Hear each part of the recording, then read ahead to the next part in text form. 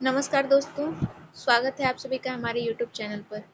दोस्तों, आज की वीडियो में हम मूल कर्तव्यों के महत्व तथा उसकी आलोचनाओं के बारे में जानने वाले हैं।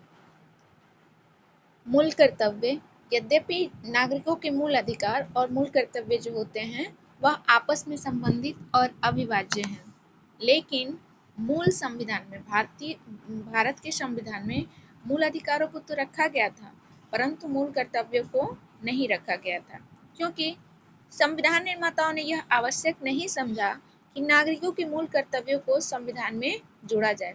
अतः बाद में 1976 में नागरिकों के मूल कर्तव्यों को संविधान में जोड़ा गया।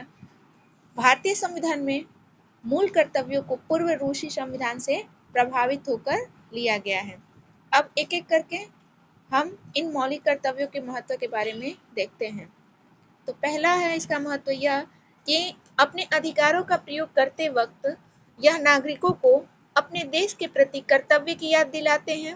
नागरिकों को अपने देश, अपने समाज और अपने साथी नागरिकों के प्रति अपने कर्तव्यों के संबंध में भी जानकारी रखनी चाहिए। इसका महत्व इस संबंध में है। इसका दूसरा महत्व यह है कि मूल कर्तव्य राष्ट्र विरोधी एवं समाज विरोधी गतिविधियों जैसे राष्ट्रध्वज को जलाने, सार्वजनिक संपत्ति को नष्ट करने के खिलाफ चेतावनी के रूप में भी काम करता है। इसका अगला महत्व है, मूल कर्तव्य जो है वह नागरिकों के लिए प्रेरणा स्रोत है और उसमें अनुशासन और प्रतिबद्धता को बढ़ाते हैं। वे इस सोच को उत्पन्न करते हैं कि नागरिक केवल मूक दर्शक नहीं है, बल्कि राष्ट्रीय लक्ष्य की प्राप्ति में सक्रिय भागीदार भी है। मूल कर्तव्य विधि द्वारा लागू किए जाते हैं। इनमें से किसी के भी पूर्ण न होने पर अथवा असफल रहने पर संसद जो है उसमें उचित अर्थदंड या सजा का प्रावधान कानून बनाकर कर सकती है।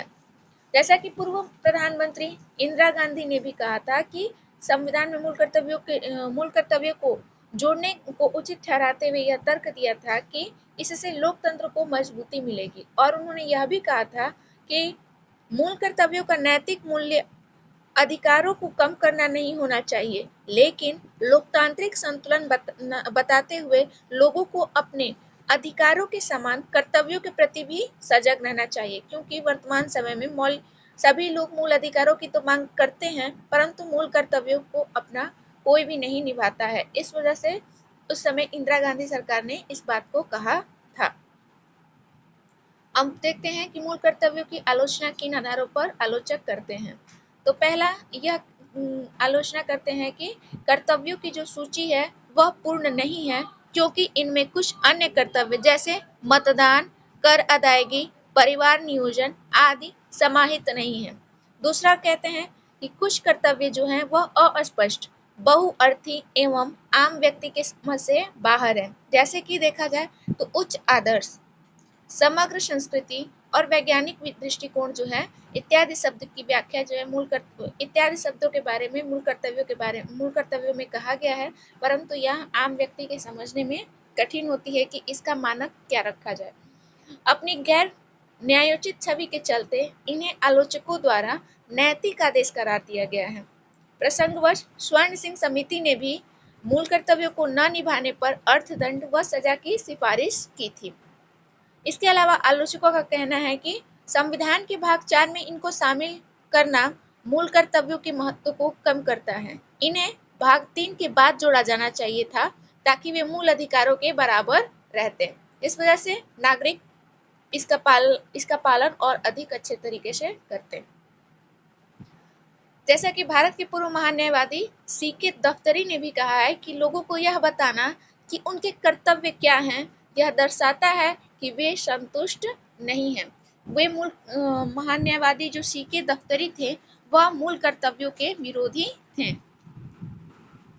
इसके अलावा ए.के. सेन ने भी मूल कर्तव्यों को संविधान में जोड़े जाने का विरोध किया और कहा कि लोकतांत्रिक व्यवस्था स्वैच्छिक सहयोग और लोगों के विश्वास के लिए प्रयासरत होने के बजाय घटकर एक कड़क अध्यापक की भूमिका में पहुंच गई है, जो गृह कार्य न करने के लिए विद्यार्थियों को बेंच पर खड़ा होने के लिए कहते हैं। ऐसा करने वाले पहले लोग वे थे जिन्होंने 1950 में संप्रभु लोकतांत्रिक गणराज्य भारत का निर्माण किया।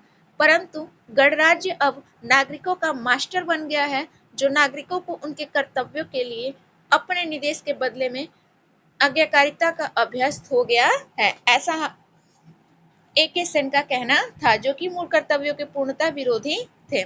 इस प्रकार दोस्तों, मूल कर्तव्यों के महत्व और उसकी आलोचना के संबंध में जितनी भी टॉपिक्स हैं वो समाप्त हो गए हैं। आज का वीडियो आपको कैसा लगा कमेंट बॉक्स में ज़रूर बताएं।